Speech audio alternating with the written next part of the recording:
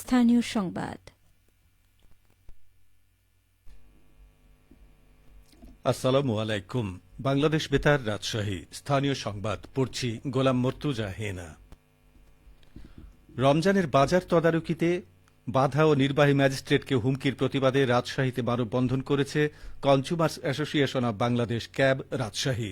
আজ নগরীর সাহেববাজার 0 পয়েন্ট এলাকায় অনুষ্ঠিত মানববন্ধনে সংগঠনের নেতারা জড়িতদের দ্রুত গ্রেপ্তার ও দৃষ্টান্তমূলক শাস্তির দাবি জানান।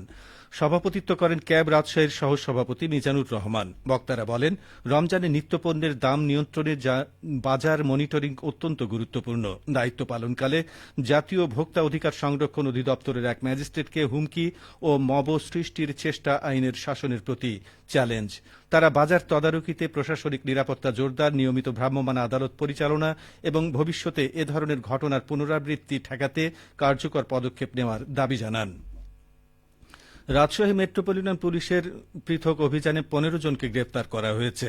নগরীর বিভিন্ন থানা ও ডিবি পুলিশের অভিযানে তাদের গ্রেপ্তার করা হয়। আজ দুপুরে রাজশাহী মেট্রোপলিটন পুলিশের মিডিয়া সেল থেকে পাঠানো প্রেস বিজ্ঞপ্তিতে এ তথ্য জানানো হয়। এর মধ্যে ওয়ারেন্টভুক্ত 6 জন, মাদক মামলায় 1 জন ও অন্যান্য মামলায় 8 জন রয়েছে। গ্রেপ্তারকৃতদের বিরুদ্ধে আইনগত ব্যবস্থা গ্রহণ করা হয়েছে। সিরাজগঞ্জে মাসিক জেলা রাজস্ব সম্মেলন অনুষ্ঠিত হয়েছে। আজ জেলা প্রশাসক কার্যালয়ের শহীদ শামসুদ্দিন সম্মেলন কক্ষে সভাটি অনুষ্ঠিত হয়। সভায় সভাপতিত্ব করেন সিরাজগঞ্জের জেলা প্রশাসক মোহাম্মদ আমিনুল ইসলাম। তিনি বলেন, জেলার রাজস্ব আয়ে যে খাতগুলোর ভূমিকা গুরুত্বপূর্ণ সেই খাতগুলোর দৃষ্টি দিতে হবে। কর আদায় সহ অন্যান্য খাত থেকেও রাজস্ব আয় বৃদ্ধিতে কাজ করতে হবে। অতিরিক্ত জেলা প্রশাসক সার্বিক গণপতি রায়, অতিরিক্ত জেলা প্রশাসক রাজস্ব কানিজ ফাতেমা, অতিরিক্ত জেলা প্রশাসক মানব সম্পদ শাহাদত হোসেন সভায় উপস্থিত ছিলেন। স্কাউটস আন্দোলনের প্রতিষ্ঠাতা লর্ড ব্যাডেন পাওয়েলের জন্মদিন উপলক্ষে বিপি দিবস পালন করা হয়েছে নাটোরে।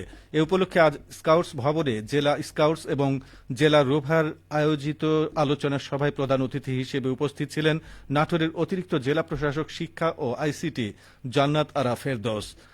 আলোচনায় অংশগ্রহণ করে বক্তারা বলেন, স্কাউটস আন্দোলনের মাধ্যমে শিক্ষার্থীরা দেশের সুনাগরিক হয়ে গড়ে উঠবে এবং দেশকে এগিয়ে নিয়ে যাবে।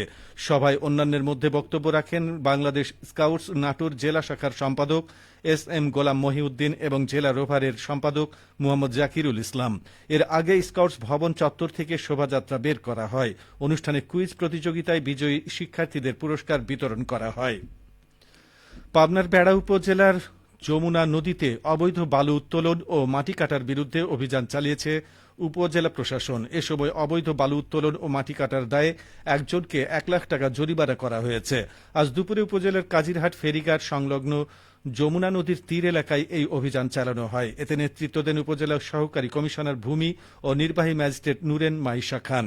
তিনি জানান, যমুনা নদীর তীর থেকে বিক্রির উদ্দেশ্যে এক্সকাভেটর দিয়ে মাটি কাটা ও বালু তোলা ও নদী তীর ক্ষতিগ্রস্ত করায় বালুমহাল ও মাটি ব্যবস্থাপনা আইনে অভিযুক্ত বাতেন ফকিরকে 1 লক্ষ টাকা অর্থদণ্ড প্রদান করা হয়।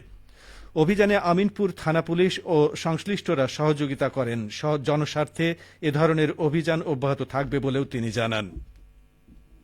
পাবনা সদর উপজেলার টেবুনিয়াতে অবস্থিত বাংলাদেশ কৃষি উন্নয়ন কর্পোরেশনের ডাল ও তৈল বীজ প্রক্রিয়াজাতকরণ কেন্দ্রের মাঠ জুড়ে ফুটেছে সূর্যমুখী ফুল। চলতি বছরে বিএডিসিআই খামারে 6.57 একর জমিতে সূর্যমুখী আবাদ হয়েছে। বিএডিসি কার্যালয় সূত্রে জানা গেছে, বীজের ক্রমবর্ধমান চাহিদা মেটাতে এবছর পাবনার বিএডিসির উদ্যোগে 6.57 একর জমিতে সূর্যমুখীর চাষ করা হয়েছে। লক্ষ্যমাত্রা রয়েছে 2300 কেজি সূর্যমুখীর বীজ উৎপাদন। আগামী বছর কৃষক পর্যায়ে 240 একর জমিতে আবাদ করা যাবে। টেবুনিয়ার বিএডিসির ডাল ও তৈল বীজ প্রক্রিয়াজাতকরণ কেন্দ্রের উপপরিচালক ড শামীম আহমেদ জানান, আমদানি নির্ভরতা কমাতে কৃষক পর্যায়ে সূর্যমুখী চাষ বাড়াতে প্রতি বছরের ন্যায় এবছরও এই ফসলের চাষ করা হয়েছে। ভালো উৎপাদন হওয়ায় পাবনার কৃষকদের মাঝে বাণিজ্যিকভাবে সূর্যমুখী ফুল চাষ অনেকটাই বেড়েছে। সবশেষে আবহাওয়া। আজ রাজশাহীতে সর্বোচ্চ তাপমাত্রা ছিল 30.8 ডিগ্রি এবং সর্বনিম্ন 16.3 ডিগ্রি সেলসিয়াস। বিকেল 3টায় বাতাসে আপেক্ষিক আর্দ্রতার পরিমাণ ছিল 41%। রাজশাহী ও পার্শ্ববর্তী এলাকায় আজ ইফতার সন্ধে 6টা 6 এবং আগামীকাল সেহরির শেষ সময় ভোর 5টা 16। সংবাদ শেষ হল। আমাদের পরবর্তী স্থানীয় ইংরেজি সংবাদ বিকেল 5টা 15।